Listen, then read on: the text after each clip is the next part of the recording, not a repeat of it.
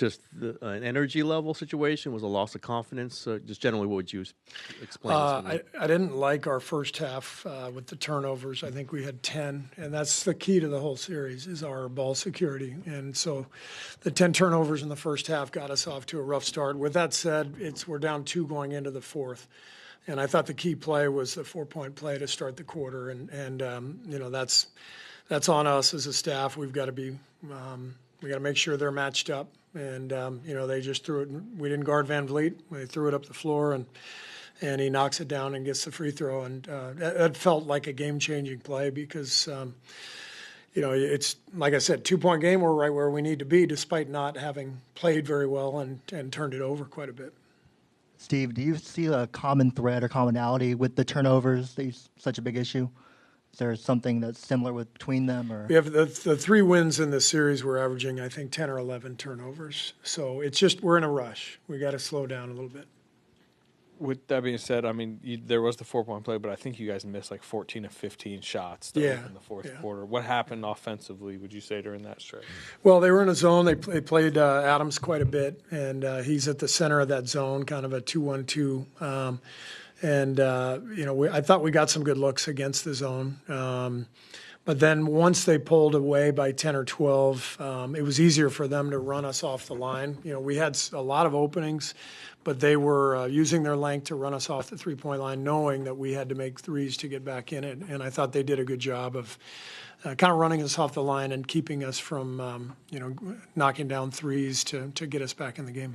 It would kind of seem outside looking in that you guys, your issues are not being able to solve this zone. But from some of your answers, it sounds like you feel okay about what you're getting against it. I mean, do you go to Game 7, believing that you can? Like, how much change do you think is needed against the zone, or not? How much change? Yeah, how you're attacking it, personnel, whatever. Yeah, I mean, it's, playing zone offense is really about getting the ball to open space and then filling behind the play and moving the ball. And like I said, we've had a lot of good zone possessions in this series. And I thought we had some tonight, but, I think we'll do a better job in Game 7. We've got another tape to watch, and, we'll see some things. But, it's definitely been a factor. Adams was fantastic tonight. 31 minutes, probably the most he's played, in a couple of years. But he was so effective that Ime kept him out there, and they controlled the game while he was out there. We fouled him, and then they got a couple of rebounds after his missed free throws too. So that wasn't very effective ultimately. So we got some things that we can clean up. We got a Game 7 though, and we're excited about that. Coach, 37 from 90 from the field, 15 for 49 from beyond the arc. Do you think fatigue played a role in it? No, I don't think fatigue was a factor. Obviously, Game 7, maybe everything's on the table. Everything's on the table for Game 7, for sure. Yeah, given some of the struggles maybe some of the other guys are having, even taking a shot, but definitely making them. I know it would be a lot to ask a guy who hadn't played a lot. Is Jonathan Kuminga on the table to play? 100%, he's on the table. This. We've kind of found a formula here in the latter part of the season, and we've stayed with that formula to start the series up 3-1. Things are going well, and then obviously the last 2 games have gone very poorly. We have to assess everything and lineup combinations, starters, all of that we have to assess, and we feel like we got a great chance to go down there and win Game 7. Steve, as the Rockets kept answering your comebacks, it looked like certain guys were starting to show signs of frustration. Draymond, Pods. I mean, is that an issue for you guys right now, just trying to stay together? Staying together will not be an issue. This team has been connected and has been through everything. There's no question the frustration tonight set in. I could see it, the body language. We can't have that. We can't afford that in Game 7. We've got to stay tight whole way through. And like I said, I like our chances. I've seen what this group can do over the years. We've been in a lot of Game 7s, I believe, and had a lot of success. Jimmy Butler is Jimmy Butler. I mean, he's been in, all of these games and is one of the clutch performers in the league. So we'll get ready. We'll regroup and be ready to roll. Van Vliet has been super hot past few games. Yeah. What have you seen defensively against him, and what could you guys change to? Well, we started Gary because of Fred. The last 2 games, he was 12 for 18 from 3. Tonight, I got hot again, 6 for 9. Tonight, it felt like offensive boards and kickouts. I thought we handled the pick and roll stuff much better than last game, and so it didn't feel like he was getting his threes on, on pick and roll action. It was more, second chance opportunities. They got some offensive boards, kicked it out. They had 19 points off second chance. I think he had a couple threes off those. Steve, you've played 5 Game 7s in the Steph era, I think 4 of them with you. Anything from those games that you can use as sort of lessons and reminders? And it's pretty quick turnaround after 2 disappointing losses. Yeah. What's the challenge in sort of mentally recharging in 48 hours for your season's on the line? That's the goal. That's the key, right? Starts right now. Players, getting hydrated and getting their rest tonight, and coaches figuring out, what our adjustments will be, and we'll get on the plane tomorrow and we'll be ready to go.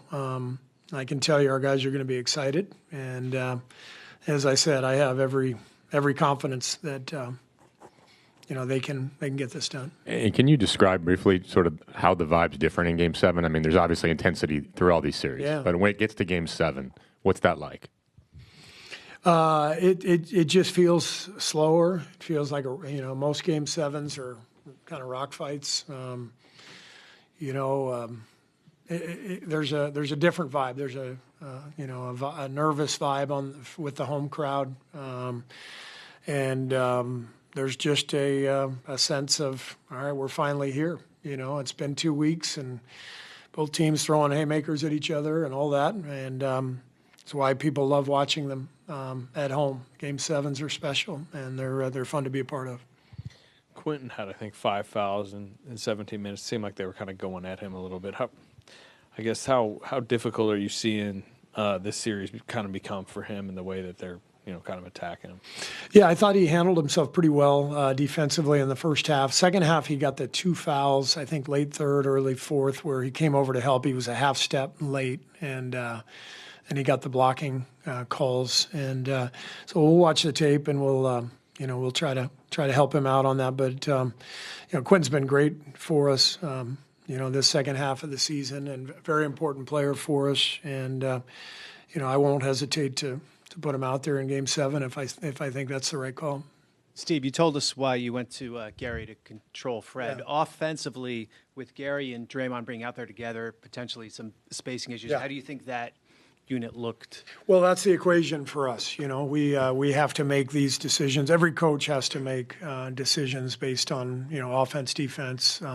Gary has shot it really well. I think coming into tonight, he was 45% from 3.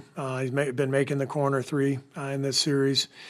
So we felt like the gamble was worth it to put him on Fred, and we knew that taking Brandon out would hurt us a little bit in terms of flow and playmaking, but that was the gamble we took. I don't think it hurt us too badly, but Fred got going anyway, and so in the end. We have to reassess that one and other decisions as well. Steve, Draymond and Steph have played in 5 of these games each, and then Jimmy has 4. And then on the other side, Game 7s. Game 7s. The other side, they have 4 guys that have played a combined total of 10 Game 7s. From your experience, where does the Game 7 playoff experience factor in the most when you're in those type of games? You mean what aspect of the game? In the Game 7, yeah. Having been through those, when you have that type of experience. Just confidence, belief.